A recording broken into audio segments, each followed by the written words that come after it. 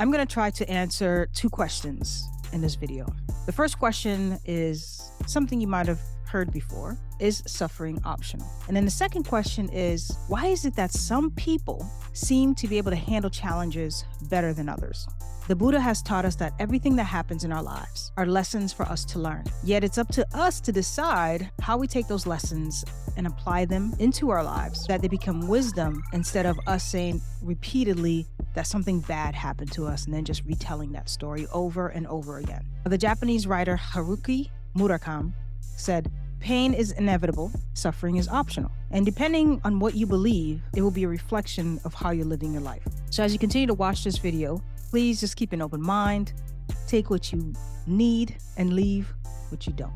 Welcome to the Monday Message. My name is Francis, and the Monday Message is just bite-sized nuggets to help you think deeper and hopefully inspire you to take some action and gain some momentum towards your desired life. So the reason why suffering is optional is because we all have free will. That is one thing that we have been given here on earth, for better or for worse.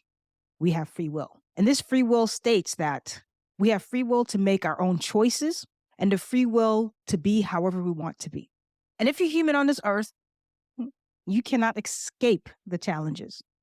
Sometimes we have to face uncomfortable challenges like a job loss, maybe divorce, a death of a loved one. And obviously it hurts to be challenged by circumstances like that. And let's agree that things will happen. But the key is to view hardships not as punishment, but as a chance to practice resilience. It's to view suffering as an opportunity for growth rather than some type of affliction. I want to talk a little bit about victimhood mentality. The victimhood perspective takes away your power because you're focusing on something outside of yourself that has caused you pain and suffering, instead of looking at yourself and seeing in what ways did you contribute to some of this suffering. Let me clarify. Things happen to us that is not our fault, but what happens after us is our responsibility. So that's the clear distinction.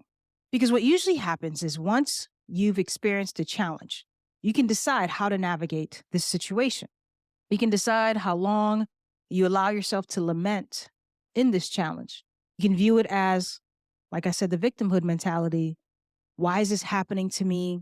I don't deserve this.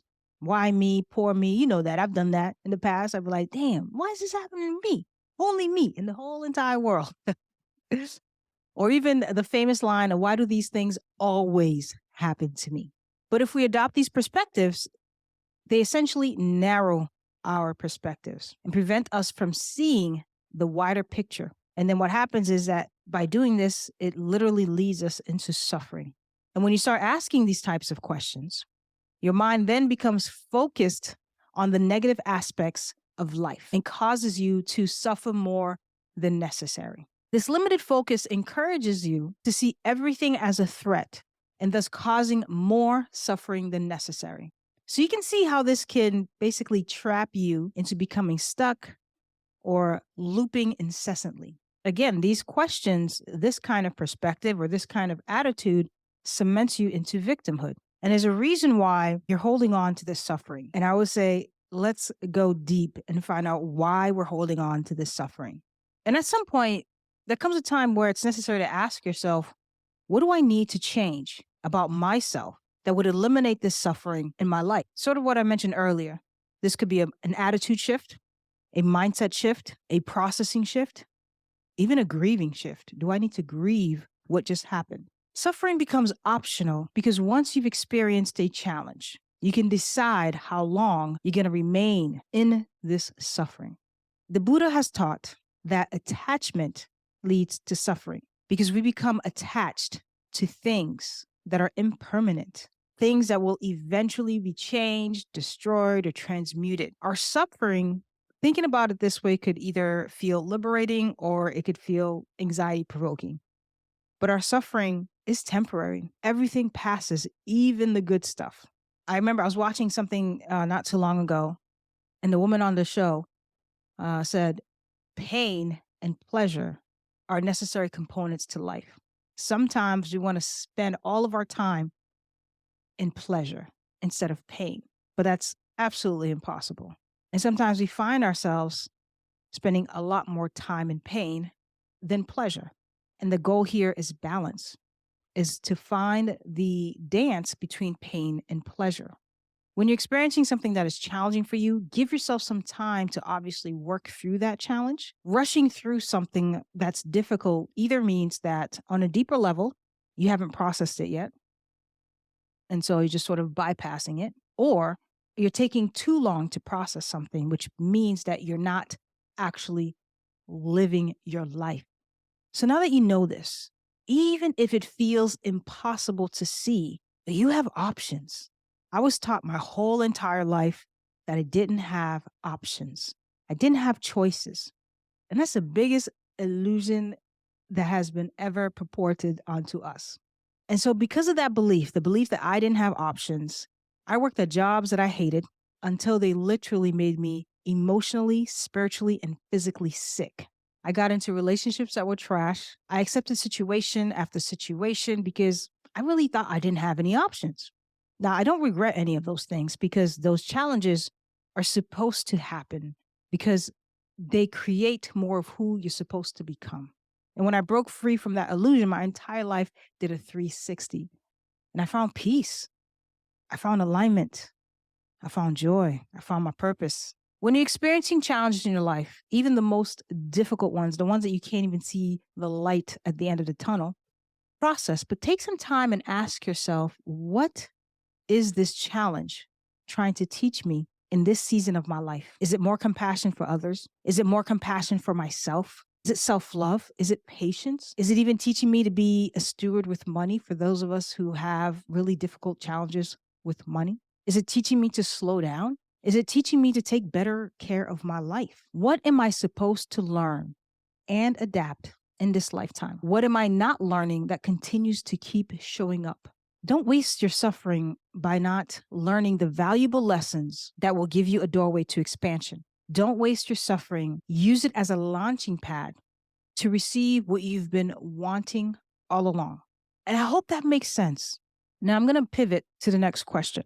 And then we're just going to wrap it all up. So the next question that we're going to tackle is, why is it that some people seem to be able to handle challenges better than others? You're like, damn, why they always put together? Like, why do they just like seem to figure it out? And obviously the grass always looks greener on the other side. We don't actually know, what's really going on in people's lives, especially when those doors are closed.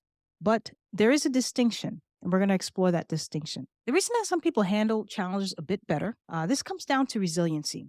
Resilience is the ability to recover from difficult experiences and setbacks, to adapt, move forward, and sometimes actually grow from whatever challenges that have been experienced. I've said this before, and I'll say it again. Resiliency is a muscle that if it does not come natural for you, you can actually build and strengthen. Explaining resiliency and all its mechanisms is way too complex in this really short video, but what I'll do is provide you with a general overview as to why some people handle challenges better than others, and maybe by understanding these differences, you can adopt some of these things into your own personal life so that it can help support you as you navigate your own personal challenges. So how we cope with challenges really depends, obviously, on how resilient we are. The most common tools that resilient people have are optimism. They have some sort of moral compass. They have a spiritual foundation. So I did a video not too long ago about having a fixed or a growth mindset. So I'll leave it at the end of this video and you could check it out. And the last thing that resilient folks have is they have a social connectedness. They have a support system. Most resilient people generally don't dwell on the negative. They look for opportunities that might exist even in the darkest of times. By watching videos like this and surrounding yourself with content like this, you're building resiliency. You're adding tools to your toolbox. And when challenges happen, by taking an objective perspective, and sometimes I know you can't do it immediately because, it might be a little bit pissed off or really hurt. It's often not easy to take an objective perspective on what just happened. But over time, when you're able to do that, you're building resilience because you're able to create some space between you and that challenge so you can think clearly, critically, and deeply. And this leads to what I always say is, you got to dig deep. By you digging deep into what's underneath of why you do what you do, even when you do what you do, You're gaining that wisdom and that knowledge, which results in you building and strengthening your resilience. Because then you could practice some of those insights that you're learning about yourself. And so the more that you choose healthier coping mechanisms, the more you strengthen your resilience. So let's say, I got into a breakup. I can go on social media and base them on social media. That's not necessarily a healthy reaction. Or I can take what I'm feeling, write it in a journal. That's a bit healthier.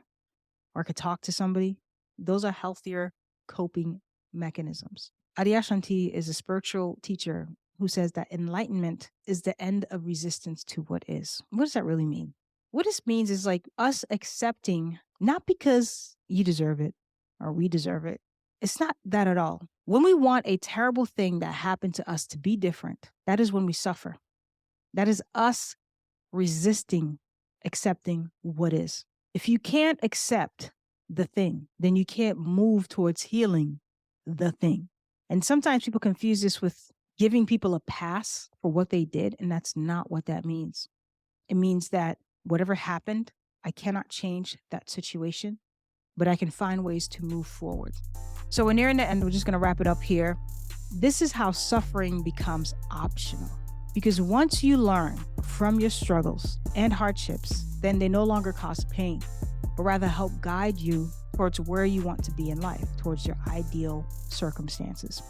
So I encourage you not to waste your suffering, and again, use them as a catalyst for profound change in your life. Thank you for watching the Monday Message. Please subscribe, share, let me know in the comments what your perspective is about suffering and how you manage the challenges in your life. I would love to hear it, and I will see you next time.